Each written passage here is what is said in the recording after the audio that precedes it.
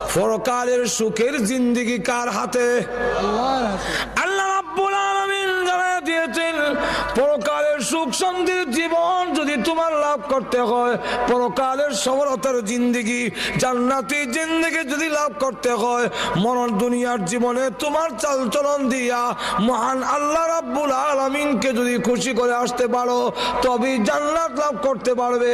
তোমার চালচলন দিয়া, তোমার আমল ব্যবহার দিয়া যদি আল্লাহ রাব্বুল আলামিনকে খুশি করে না আসো, তাহলে জেনে রাখো পরকালের হায়াত তোমার ভালো হবে না।